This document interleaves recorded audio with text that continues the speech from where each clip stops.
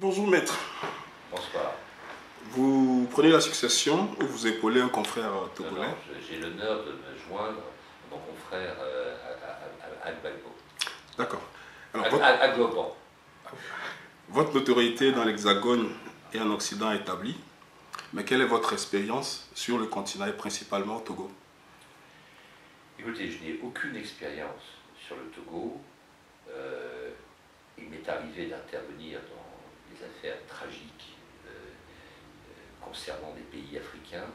Je pense en particulier au Rwanda, en ce qui concerne l'attentat contre l'avion du président Abiyarimana, où je suis l'avocat de plusieurs responsables politiques rwandais.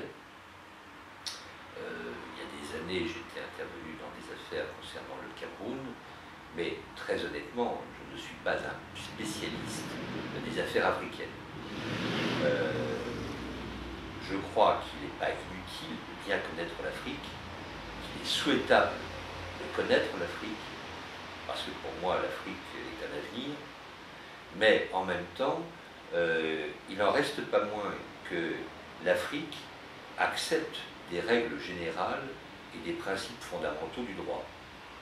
Et donc, la défense ne se situe pas dans un contexte régional, mais la défense de personnes soit victimes, soit accusées, a un côté international, général.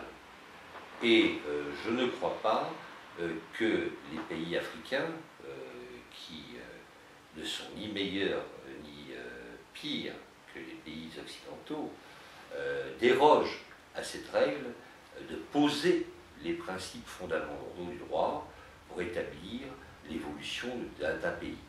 Donc c'est dans ce contexte, tout en reconnaissant mes limitations, mes limites, sur la connaissance de la vie togolaise, de l'histoire togolaise, que j'ai été honoré que M. Olympio ait recours à mes services pour qu'il puisse faire établir son innocence. On n'est pas innocent dans un pays et coupable dans les autres pays. L'innocence est un principe fondamental de l'être humain. D'accord. Ben, ceci dit, qu'est-ce que vous connaissez concrètement de la situation au Togo à ce jour-ci et qu'est-ce que vous pouvez nous dire au sujet de l'affaire dans laquelle vous allez vous engager bientôt?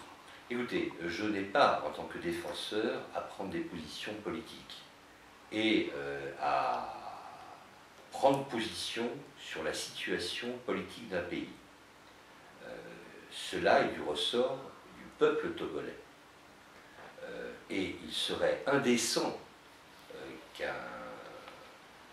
étranger, au surplus un Européen, ait à se prononcer sur les questions internes à un autre pays, et tout particulièrement, je considère que, compte tenu des passifs que l'Europe a à l'égard de l'Afrique, vis-à-vis d'un pays africain. Ça, c'est vraiment une position de principe. Maintenant,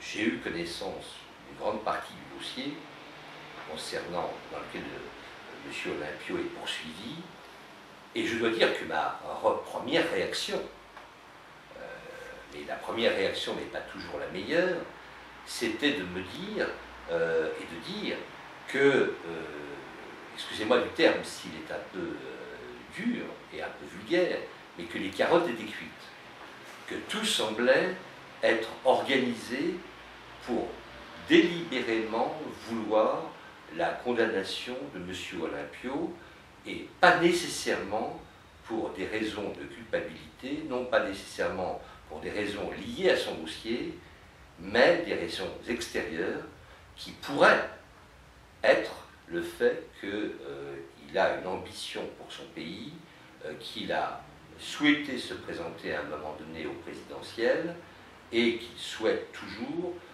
être un recours et un appui pour le peuple auquel il appartient. Ma deuxième réaction, c'est que, en tant qu'avocat, je suis intensément attaché à la notion de présomption d'innocence. Et cette présomption d'innocence, elle vaut même pour les juridictions, même pour les dirigeants d'un pays, même pour les tribunaux. Et en l'occurrence, que même si dans ce dossier, il y a des suspicions lourdes, des événements qui sont inhabituels, je ne désespère pas de ce qu'une juridiction indépendante, face à un dossier tel que celui auquel j'ai eu accès, soit amenée à avoir simplement la même réaction que le procureur adjoint qui, dans un premier temps, avait requis un non-lieu. Il ne faut pas oublier que le procureur représente la société, il représente un gouvernement, il n'a pas de devoir d'indépendance. Pas le procureur. Le juge du siège, oui, mais pas le procureur. Et lorsqu'un procureur confronté à un dossier, confronté aux réponses, aux explications de M. Alberto Olimpio, est amené à rendre un réquisitoire de non-lieu, ce qui semble être le cas, puisque mon confrère m'en a fait état, qu'au registre des réquisitions apparaissent des réquisitions de non-lieu, je me dis que le dossier doit être particulièrement fragile et que la note en non-lieu qui avait été déposée par mon confrère n'a pas simplement attrait la conviction de ce procureur, mais qu'en même temps, elle était tout à fait fondée. Et qu'il n'est quand même pas habituel, et même pas nécessaire, que ce réquisitoire disparaisse, que, d'après ce que j'ai compris, il semblerait qu'il ait disparu. Et quand je dis que ce n'est pas nécessaire, c'est parce qu'un juge d'instruction n'est absolument pas lié par les réquisitions du parquet. Le juge d'instruction, même s'il y a des réquisitions de non-lieu, est tout à fait en droit de renvoyer une personne devant le tribunal.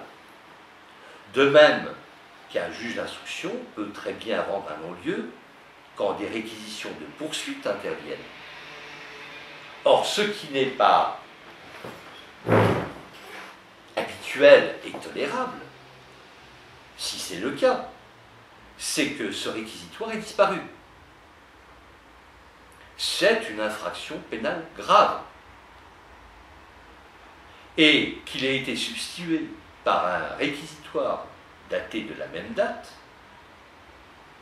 demandant le renvoi de M. Olimpio devant une juridiction. Ce qui n'est pas habituel non plus, c'est que le magistrat instructeur ait pu tolérer une situation de ce genre. Et c'est ni admissible, mais c'est en même temps d'une absurdité totale, compte tenu du fait que le magistrat instructeur aurait très bien pu rendre une ordonnance de renvoi, nonobstant le réquisitoire de non-lieu. Néanmoins, un réquisitoire de non-lieu, par le parquet poursuivant, ce n'est pas quelque chose de négligeable. Et c'est la raison pour laquelle je ne désespère pas,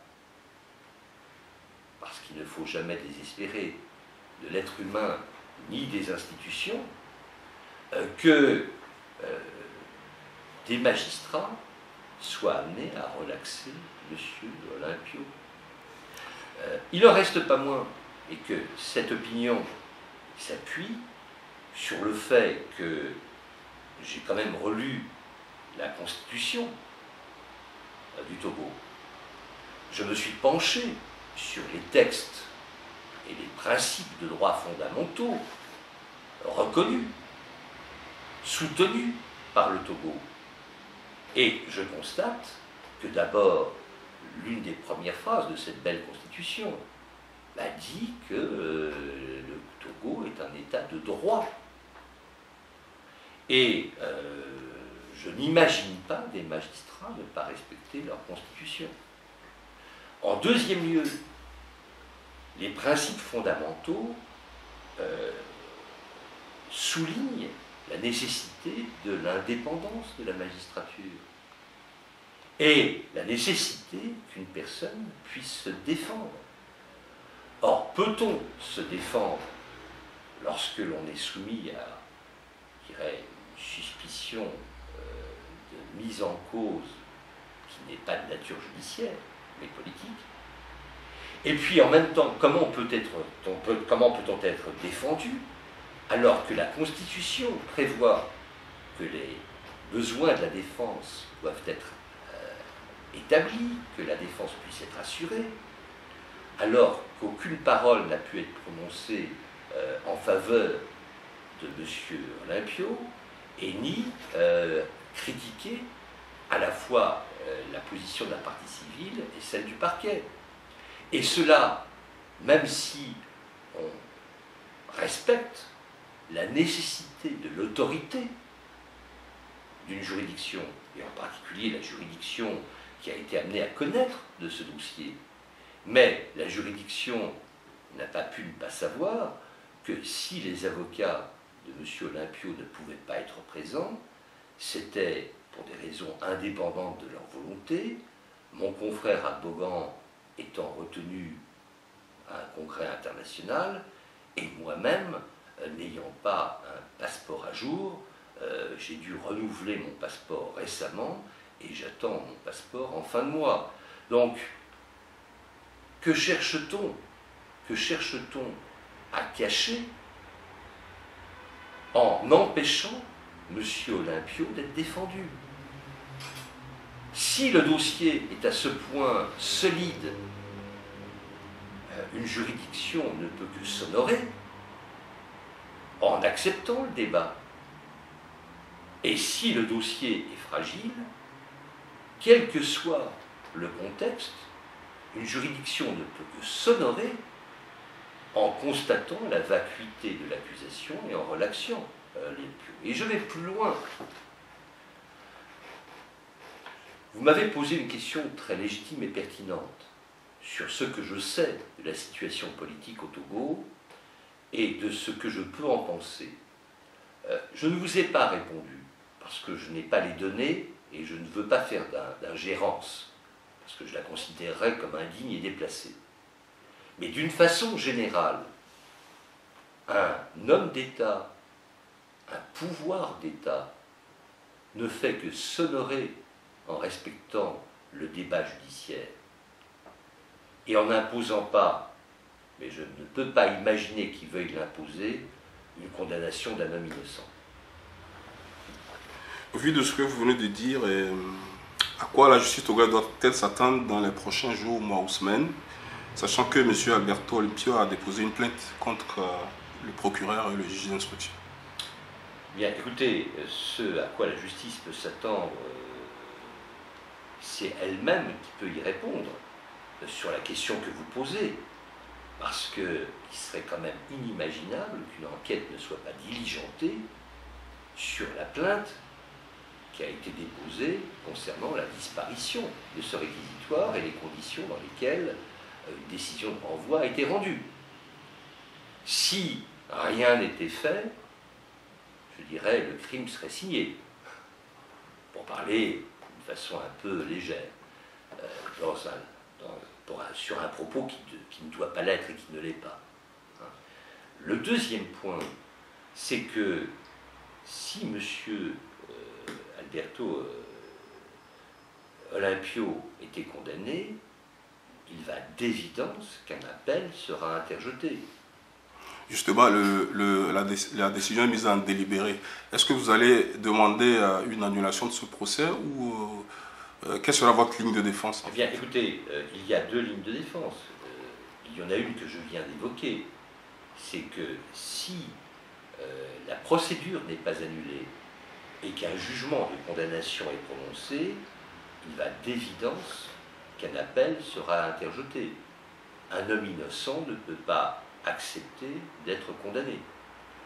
Le deuxième point, si en fin de parcours, il s'avérait que la voix et que la parole de M. Alberto Olympio n'était pas entendu, n'était pas écouté, s'il ne bénéficiait pas d'un procès équitable, eh bien là, la situation est très simple. Vous serez avisé de l'ensemble du contenu du dossier. Aujourd'hui, je ne polémique pas sur le contenu du dossier parce que c'est une question de respect vis-à-vis des juridictions. Un dossier ne se plaide pas en dehors des prétoires tant que la justice est saisie, mais quand la justice sera dessaisie et que M. Olympio sera dans une situation où son innocence n'aura pas été admise, le débat sera public sur le contenu du dossier et sur le contexte dans lequel il a été amené à être poursuivi et, j'espère pas, condamné. Alors, au vu du dossier, est-ce que vous pensez que cette procédure relève du correctionnel? Il est évident qu'il y a un débat de nature commerciale, mais même dans le débat commercial, la position de M. Olympio est extrêmement solide. Il est regrettable, mais regrettable pour la paix publique, que l'on ait voulu donner un aspect infractionnel à un dossier, disons-le, et c'est ce qui honore l'Afrique, qui, il fut un temps, aurait été discuté, négocié.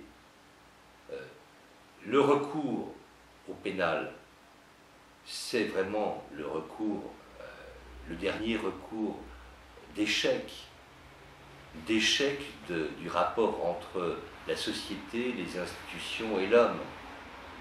Il est évident que tous les pays qui établissent des processus de rencontres, de débats, de négociations, d'arbitrage, évitent la rigidité du débat judiciaire qui, en dernière instance, est souvent un échec. Votre conclusion pour ce petit entretien?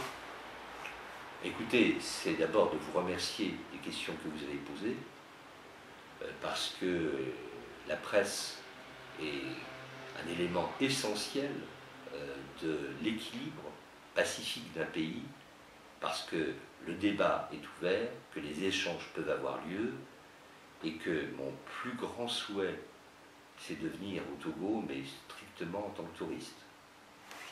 Merci, maître. C'est moi qui vous remercie.